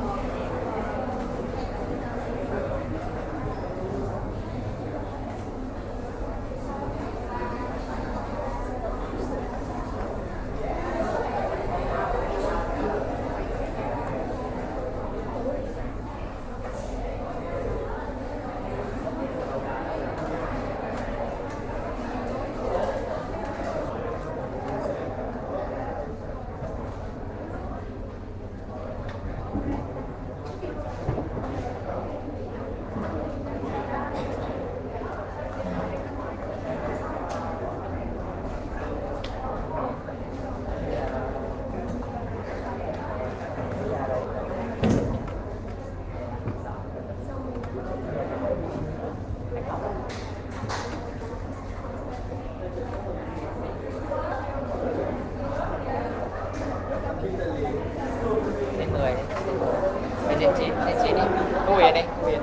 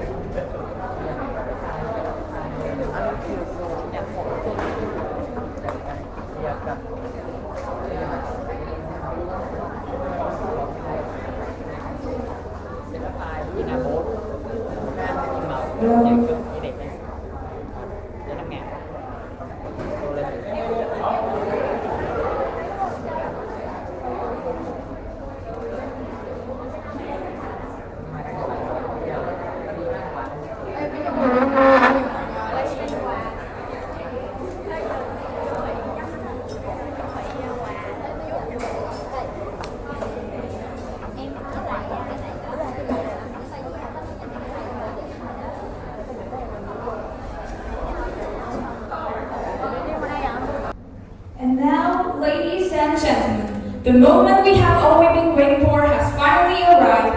I am now have in my hand the final result of ICA Moot 2025. But before going to the main part, can we look through the prize structure, shall we? For this year, we have up to 8 awards in total for 4 best teams and 4 additional rewards, including 1 for the most favorite team.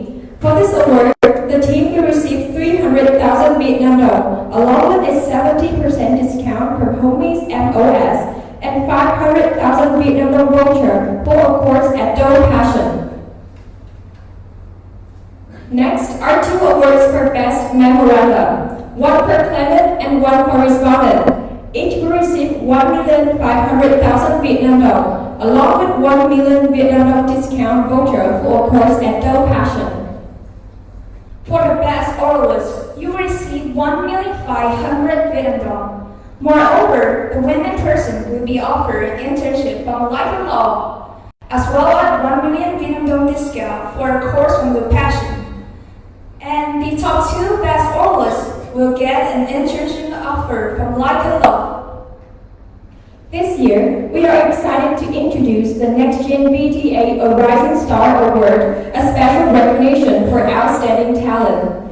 The best oralist will be the winner of this award and will have an incredible opportunity to lead a project for young people and represent the next generation of legal talent in Vietnam at Vietnam Traders Arbitration Center, VTA.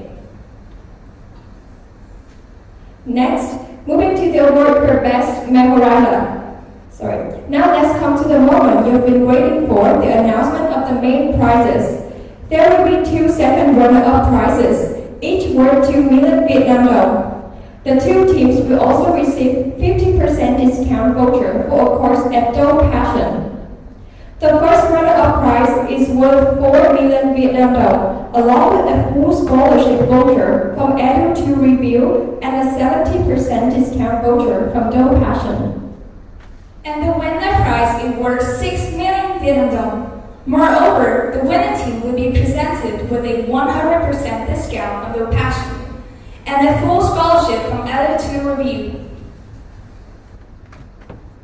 To stop here, each member of the team will also have a million Vietnam dong voucher for a course at Moot Summer School. Additionally, each team will receive a certificate from the Faculty of Economic Law, UEL.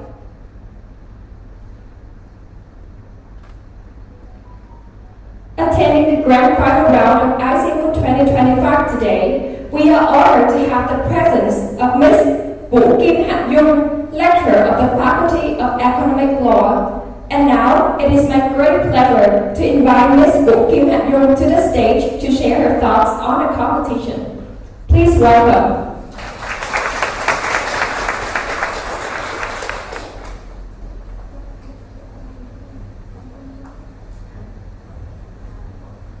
Very good afternoon, distinguished guests, distinguished judge, and the participant teams. It's my pleasure today to be on behalf of the Dean's Board of Economic Law Faculty to give some words like it's not closing remark because we still have a very important part is like give the awards for the participant teams. First of all, I would like to say a very thank you for the sponsors, especially the VTA, Vietnam Trader Arbitration Centers, for being the professional sponsor and go very long way with the LRAC, legal research and consulting club. The students are very strong club of the law students in UEL. And I'm very surprised that today we also have the arbitrators come along from Shanghai to Vietnam to try to we truly appreciate your appearance here. And thank you for the church. Thank you, lawyer Chung. Thank you, the coach, and thank you, our young and very excellent lecturer, Quảng and for working at church for this special event. And especially thank for the participants of the members from many different universities. I know here we have the students from Hanoi Law University and Hanoi National University. We also have the Foreign Trade University of Economic Law, Washington City, and many other universities. So it shows that it's a success of our event. And as information I got from the organization is that we have more than 300 students who joined into this contest. So it shows that after 5 times of organization, the ICA Moot become more like grow up, and it's become a forum that's familiar with the law students, and this is a place for you to come to exchange knowledge, and also be a place for you to have friendship and open a network with the employer. You know, now we have VTA, you know that you will have the chance to work in the VTA and other legal office also, and the list of the office that you can submit for the internship, and also later on you will become a member of the legal office. So I think this is the most precious experience and the most precious awards that we receive from this contest, not only the official ones, but later on you will receive. And the final words is that I hope that next year the ICA Moot will continue to be like a flame of inspiration, and you can encourage and attract the participation of the law students with even more university in Vietnam. And final thank you so much, and also thank you for the parents who come here today to encourage for the students. I really truly appreciate your appearance here today. Thank you so much. Thank you very much. Please stay on stage to receive a gift from the organizing committee.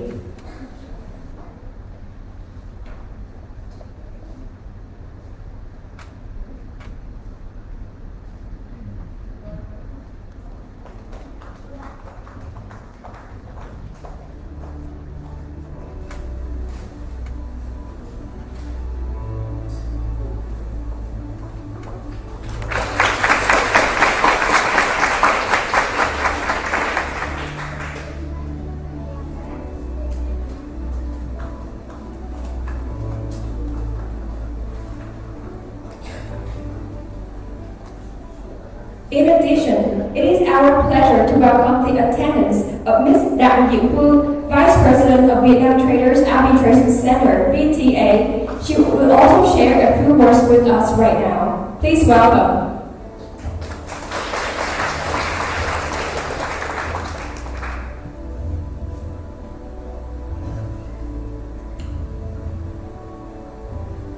Hi everyone. I'm a pleasure today to be here and joining some very intense but truly inspiring morning of mooting. And before we take a very well-deserved break, allow me on behalf of the Vietnam Traders Arbitration Center to share a few heartfelt thoughts. We have just concluded the final rounds of this year's ICA Moot. I believe that is a very remarkable journey for all you guys with emotion, intellect, and profound sense of academic spirit. Let me extend my warmest congratulations to all the participating team, especially the two finalists today. You truly excelled today, not only with your incisive argument and poised delivery, but also through your genuine passion for education. And we, VTA, deeply value ICA Moot is a very meaningful, impactful, and inspiring initiative for our students across Vietnam. I want to sincerely thank the professor for making this opportunity possible, the organizing team for their dedication and also the professionalism, and also above all contestants whose enthusiasm for education has been evident in every stage of competition. For us, you are not only cultivating a culture of legal studying, but also a culture for education in student community. And with the CISGs and the ICA Moot traditional focus, VTA this year were honored to contribute the case program, and we hope it brought to you the key elements of international relevance, the topical issue, and also the career-oriented part, quality we believe essential for a talented generation like yours. And perhaps we all agree that for commercial education truly become the trusted dispute resolution mechanism in Vietnam, the contribution must come from many stakeholders, and including the essential role of the next generation of the legal professionals sitting here today. So that's why we, VTA, is delighted to present the Rising Star Award, the award launched by VTA to recognize the individual under 35 who has made significant contribution to promoting the cultures of arbitration and ADR in Vietnam. And this is the very first award to be presented to this year's most outstanding contestant. And we hope that this award might be small but meaningful milestone, inspire your confidence, pride, and aspiration for those of you who pursue the path of arbitration. And once again, let me extend my deepest admiration for all of you as ICA, and may you follow your passion, grow with purpose, and always be the trusted generation in law and arbitration. Thank you.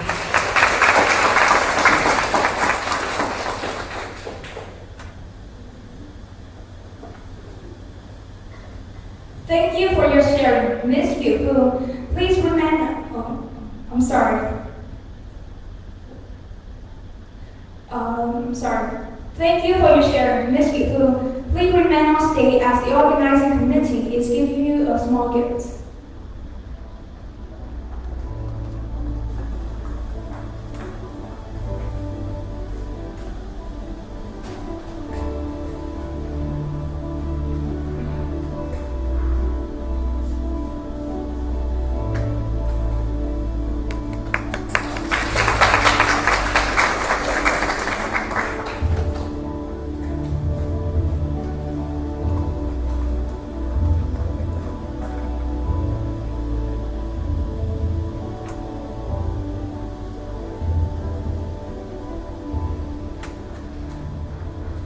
Now, may I invite everyone to turn their attention to the screen to welcome Mr. Danny Green. He will be sharing a few words about ICA Moot 2025 and offering some advice to the competing team.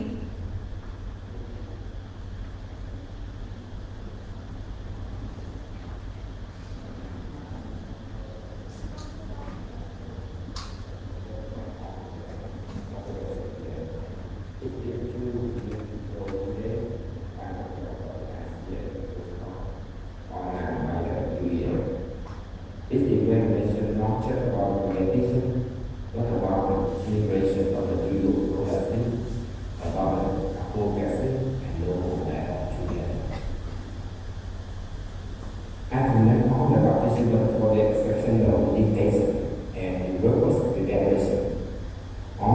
and is best able to derive future of the international law and collaboration.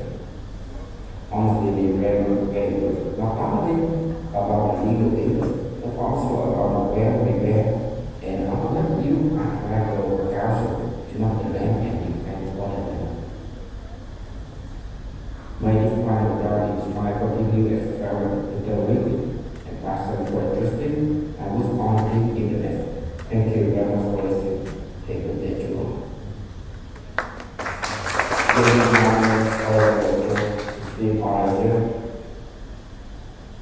Thank you very much, Mr. Danby, for your sharing and encouragement to the team.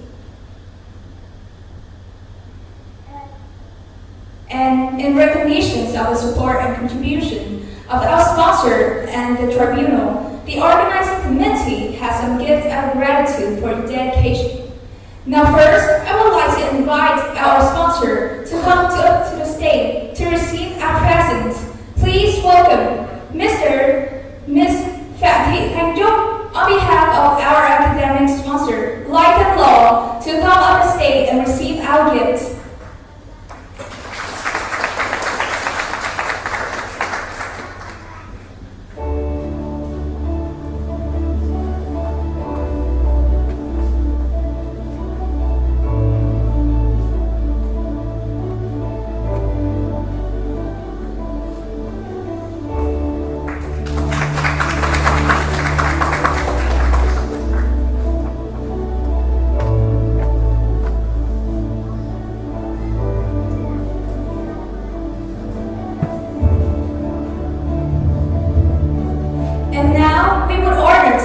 The members of the tribunal.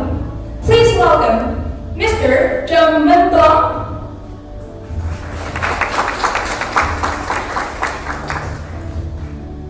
Mr. Roger Fu,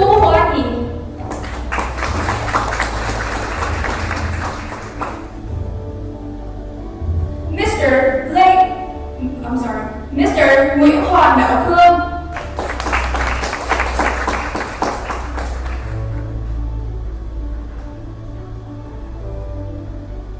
Miss Nguyễn Minh Ngọc,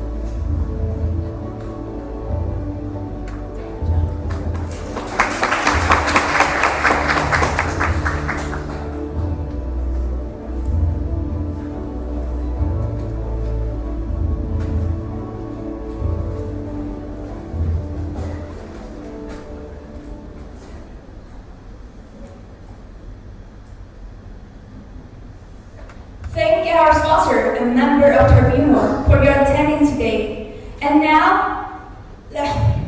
now, ladies and gentlemen, let's not waste our time any longer, shall we? Now I will announce the final results of ICA Moot 2025.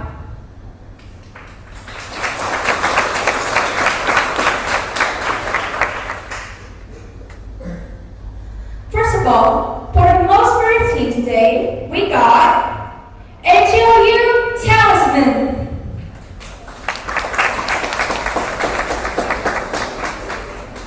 With the highest numbers of votes from our earliest poll, I would like to congratulate to HLU Talisman from your winning titles of the most favored team. Next, moving to the award for the best memorandum. We got team TANN for the best memorandum for Clement and TNN for the best memorandum for respondent. Once again, congratulations to you all. invite Ms. DIểN, Vice President of Vietnam Traders Arbitration Center (VTA) to the stage to hand down the award. And I would like to invite DI榎n to the stage to receive.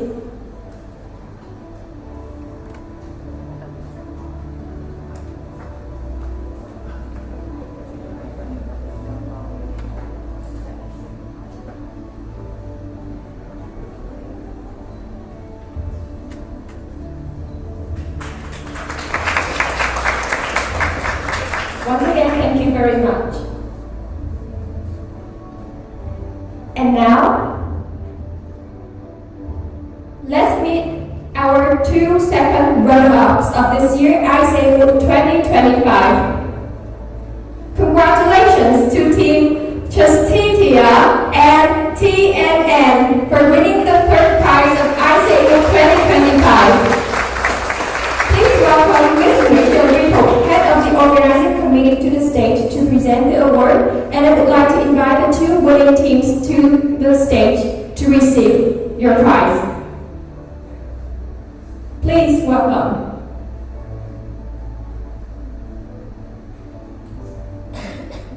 Due to some reasons, DI榎n cannot come to the final round today.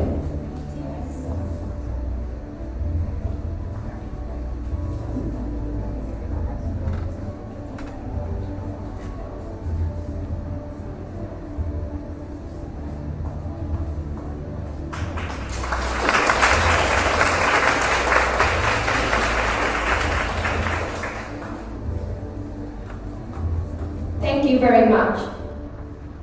And now, it's the moment we've always been waiting for. It's time to reveal who will take home the prestigious title of champion today. So, the champion of ICA Moot 2025 is Team DIểN. Congratulations, you are an incredible performance. Let's give a huge applause to the winners. And I would like to invite Ms. Nguyễn, Lecturer of Economic Law Faculty, to come on stage and present the award.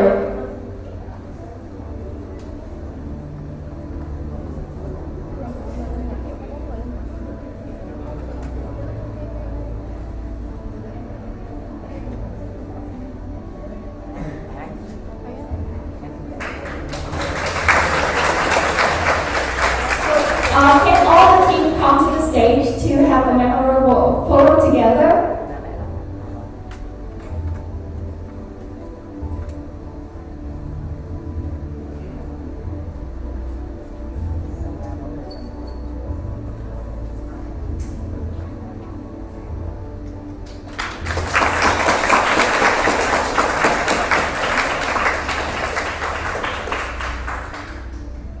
Okay, so thank you very much.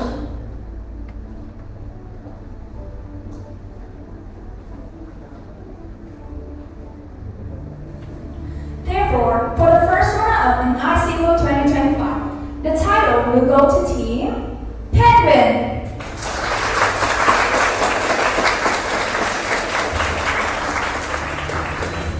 Let's welcome Ms. Nguyễn to present the award.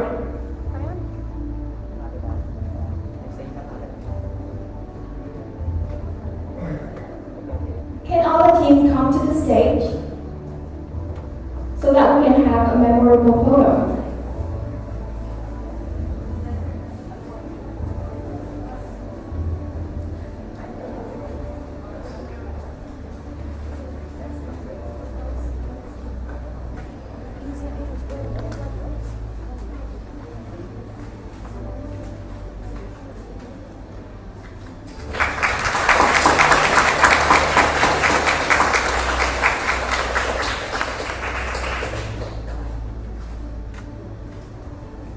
Thank you very much. And the next award is the Best Oralist, which is determined by the individual scores given by the tribunal. In addition, the excellent person winning the Best Oralist will at the same time take home the Next Gen VTA A Rising Star Award. Please join me in congratulating Lê Võ Quốc Anh from Team DIểN. Please come to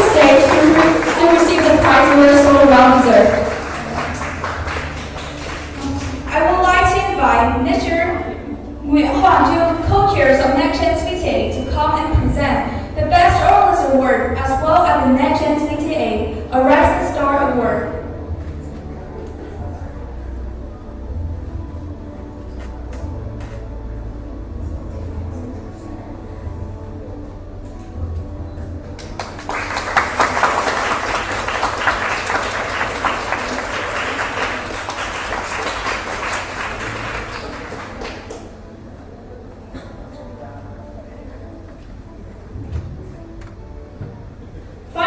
The top two orderlists shall be presented to Ms. Nguyễn from Penguin and Mr. Lê Võ Phúc Anh from Newlands.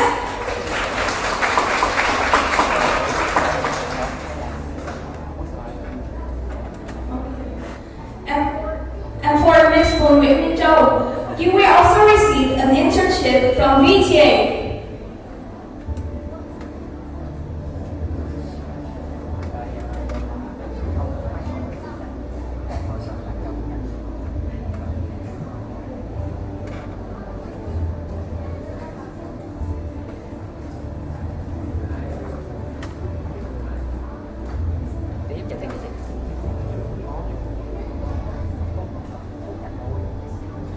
Ladies and gentlemen, the final round of ICA Moot 2025 has finally come to an end.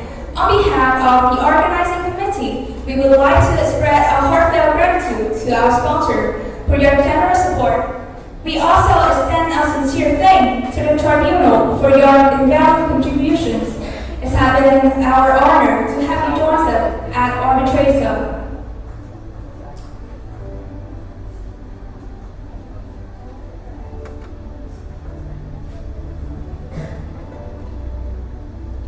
Finally, at the end of the special occasion, I shall invite our honorable judge, esteemed guests, contestants, and all the audience to come up on stage for some memorable photo together.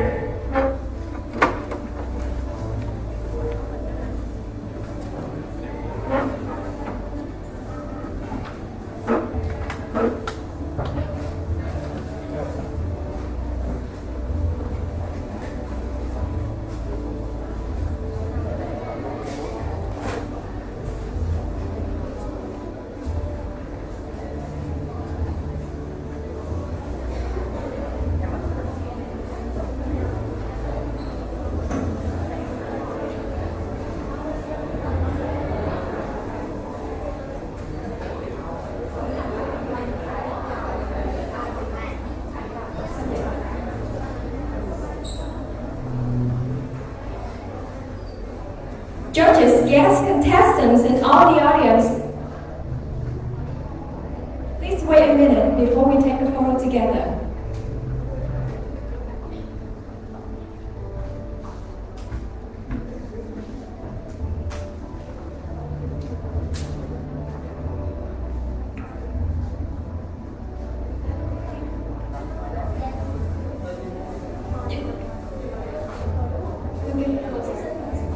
Contestants, can you please come up to the stage to have photos with the guests and judges?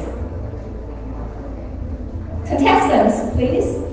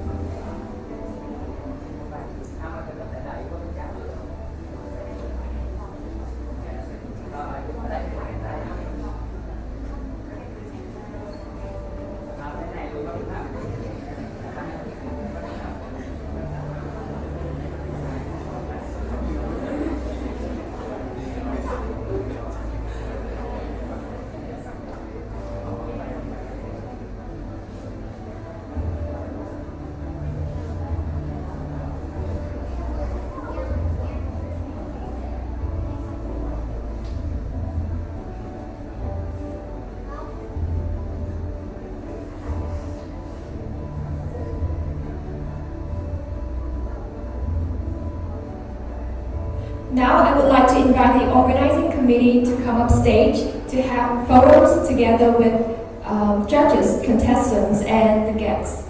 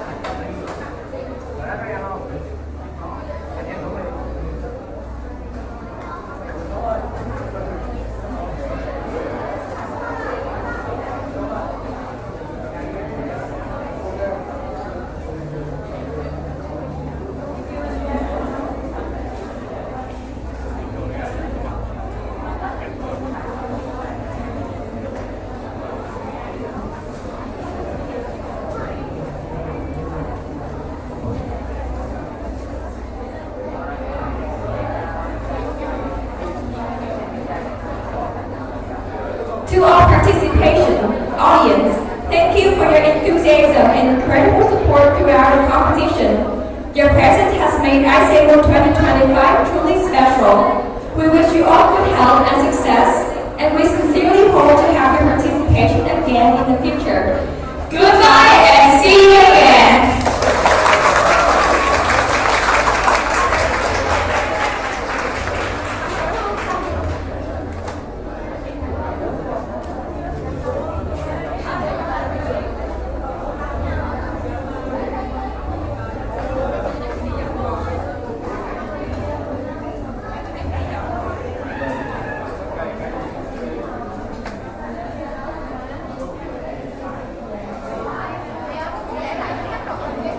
Ta đi lên. Hai cái máy tay rồi.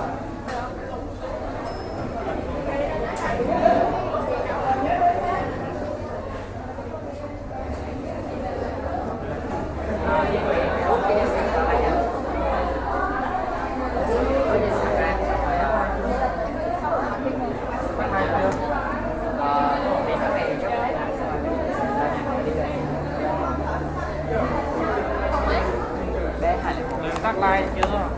Dạ tôi tắt like rồi mà. Tắt like bây giờ. Ủa slide mà.